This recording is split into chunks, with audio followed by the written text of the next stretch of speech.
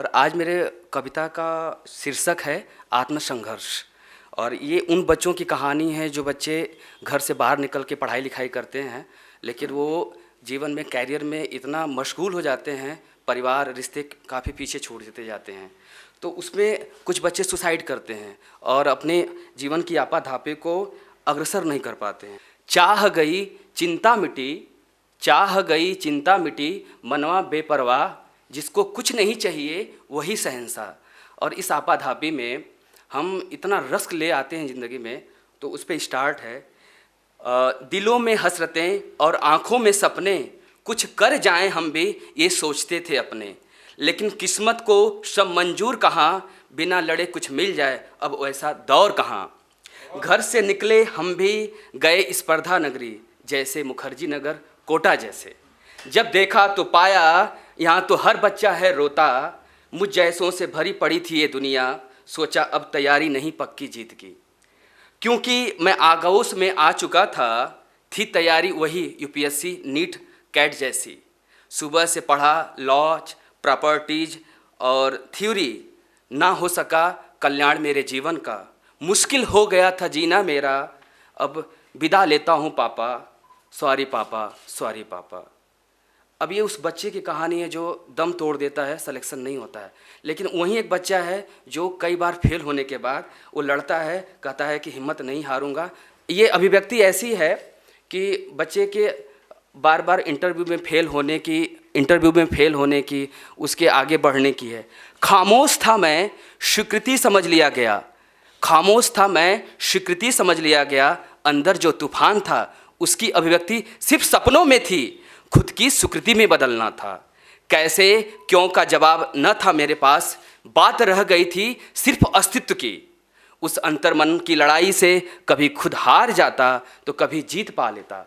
होता क्या है कि आप जब लगातार एक एक नंबर से इंटरव्यू में फेल हो रहे होते हैं, जैसे यूपीएससी का नीट के एग्ज़ाम में, तो मन करता है कि आप, क्योंकि वो साल भर की जर्नी होती है प्रॉपरली एक एग्ज़ाम को, तो जब आप सफल नहीं होते हैं तो फिर रिश्ते भी पीछे छूटते जाते हैं। तो उस पर कई डुबकियाँ आप लगाते हो कि मन करता है आप सुसाइड कर लें। तो उसी पे है, उस डुबकियों में कुछ शेष न बच पाया, समय संकल्प और प्रगाढ़ होता गया। कभी कभी मन कहता कि छोड़ दूं सभी परिकल्पित कल्पनाओं को, लेकिन कुछ वादों को निभाना था।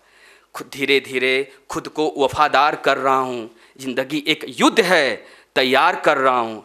कब तक नियत के हिसाब से चलूँ मैं, अपनी तकलीफ़ों से आँख मिलाकर चलूँ मैं, जो हमेशा भिगो दिया करती थी उस सहृदय मर्म जो स्मृत हो उठती थी।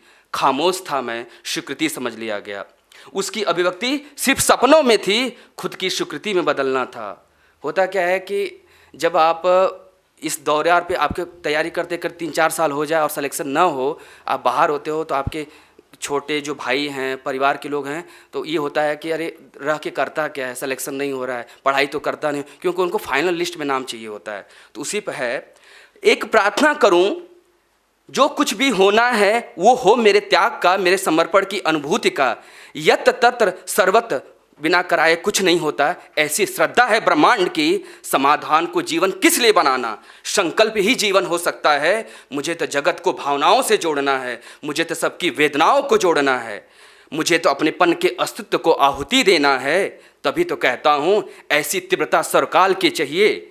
माँ प्रतिभा के पलों की बात करता हूँ मैं, मेरे अंतर्वन को विहल कर देती है। माँ मुझे शंका कुशंका आशा निराशा भय चिंता सफलता असफलता पा लेने दो या खो लेने दो, सर्व भावों से मुझे मुक्त कर दो मेरी माँ। खामोश था मैं स्वीकृति समझ लिया गया, अंदर जो तूफान था उसकी अभिव्यक्ति सिर्फ सपनों में थी, उसकी सिर्फ सपनों में थी। और लास्ट में फिर वही आती है कि इतनी सिर्फ लड़ाइयों के बाद, चाह गई चिंता मिटी, मनवा बेपरवाह, जिसे कुछ नहीं चाहिए वही शहंशाह। लास्ट में उसी आपाधापी में हम फिर से शामिल हो जाते हैं, ऊंचाइयाँ गहराइयाँ, लेकिन लास्ट में जीवन का ब्रह्मांड आपको जब तक आपके अस्तित्व को आहुति नहीं देगा तब तक कुछ नहीं मिलता है। और बहुत बहुत धन्यवाद। अगर आप ये वीडियो YouTube पर देख रहे हैं तो हमारे चैनल को सब्सक्राइब करें और बेल आइकन को दबाना ना भूलें। अगर आप Facebook पर ये वीडियो देख रहे हैं तो हमारे पेज को लाइक करें।